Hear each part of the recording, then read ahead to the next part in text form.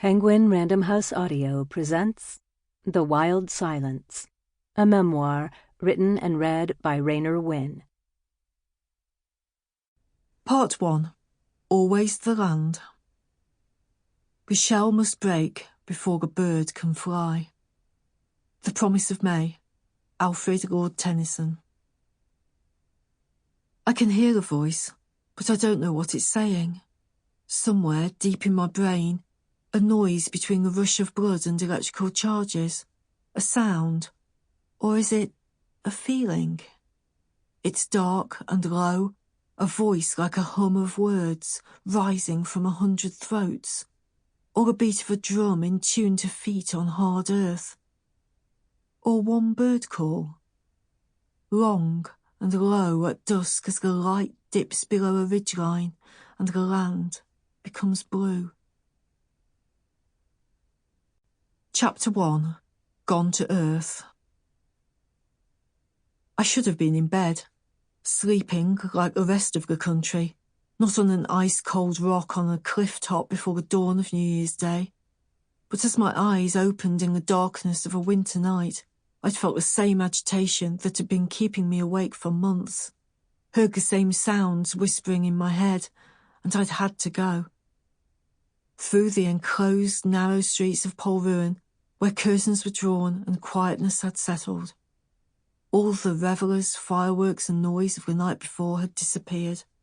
A dark stillness had returned, broken only by pools of streetlight and a sense of the river moving, wide and deep near its mouth, but heaving inland with the force of the tide, the surface shattering into 1,000 reflected lights. Only one boat was moored in a fast-running current, its bows straining on the anchor chain, its stern drifting in a rhythmic fishtail motion. I walked beyond the last of the houses and out onto the open field. I didn't need a torch.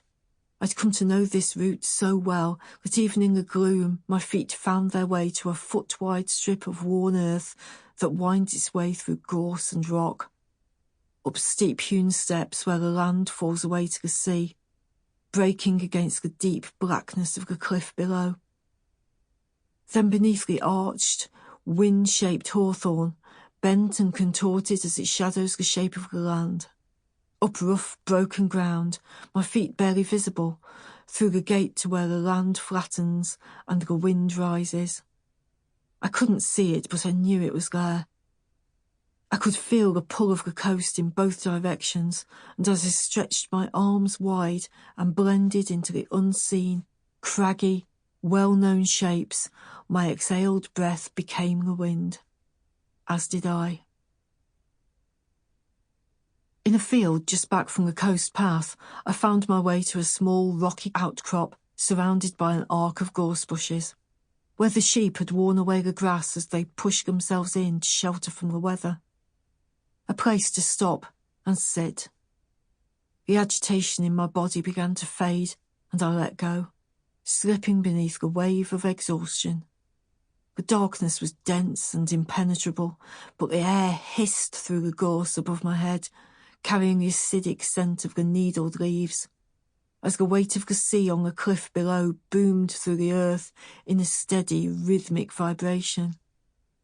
I curled in a ball, the hood of my coat pulled over my hat, gloved hands under my armpits, and my thoughts finally moved outside my head, dissipating in the wild black air.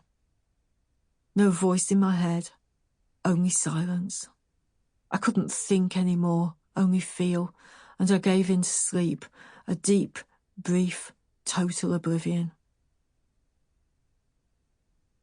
A slight wash of light broke the darkness, bringing me back into my aching, cramped body, but I didn't move. I stayed curled tight, my body wrapped, hanging on to a small scrap of warmth.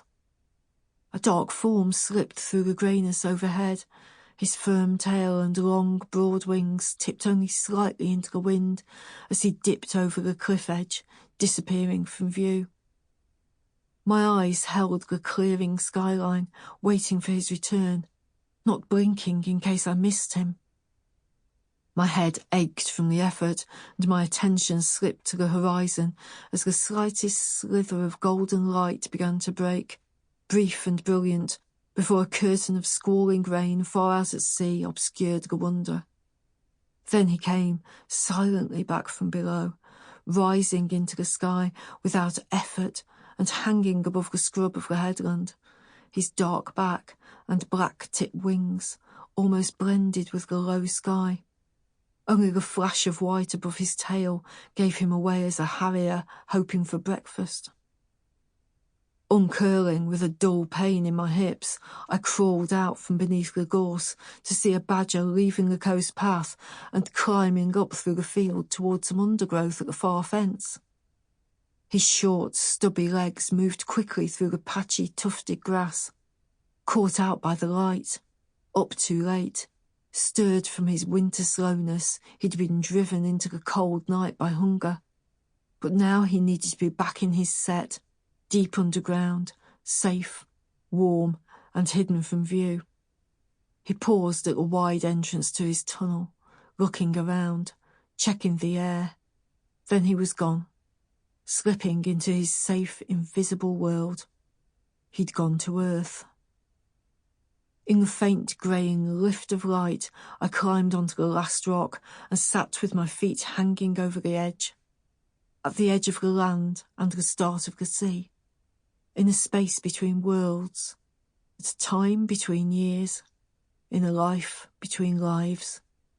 I'm lost, but here, at least for a moment, I'm found. Back through the village and still nothing was stirring. In Foy, on the opposite side of the river, a few lights were on. People were groggily making coffee, turning up the heating and going back to bed. I followed the path-wide streets to the huge, looming bulk of the chapel, through the iron gate and along a concrete paved corridor between the building and the cliff face, through the door to the narrow apartment at the back. The cold had crept into my bones and my body ached all over. But I thought I'd found a sense of understanding that I'd been searching for since the day we arrived at the chapel, since the day we'd walked through that door for the first time, the day we'd put our rucksacks down on the bare floor at the end of a 630-mile walk, unlaced our muddy boots, and tried to rediscover how to live under a roof. Finally, I thought I knew why I couldn't settle, why I was restless, sleepless. I made tea and took it up the stairs to Moth, my husband, lover, friend of over 30 years. He was lying, spread-eagled on the mattress in the bedroom. Even the growing light of the day finding its way through a stained-glass window hadn't woken him. Nothing seemed to wake him. He could sleep for 12 hours and still need more. But I shook him and started his day as usual, with tea and 2 rich tea biscuits. "Moth, wake up, there's something I've got to do." "What? What are you doing? Why are you dressed?" I couldn't sleep. Again? I know. I'm so tired, but there's something I have to do. Pushing a foam mattress to the corner of the room next to the cardboard wardrobe where our clothes hung, left a large space on the lino-covered floor. We took a green package out of the rucksack that stood in the opposite corner, unzipped the case and shook out a familiar bundle of nylon. Unfurling the tent, I was hit with the smell of damp and sand, wind, rain and ozone, fresh, gull-filled air. I was outside, in the wild, on every shade of red, black and brown soil, in damp, mossy woods and deep, hidden valleys. You do what you need to do, but I think I might still use the mattress. I'm actually getting used to the comfort again. Okay, but I need to try this. I can't carry on without sleep. I clicked the duct tape-bound poles back together with a rising sense of anticipation as they slotted into position and the green dome rose into shape. Crawling into the damp-smelling space it created, I was overcome with a rush of joy. Moth went to make more tea while I dragged in the old battered inflatable mats and sleeping bags and took a pillow off the bed. I was back. This was it. My face sank into the pillow, the world slipped away, and sleep washed over me on an incoming tide of relief. I'd gone to Earth.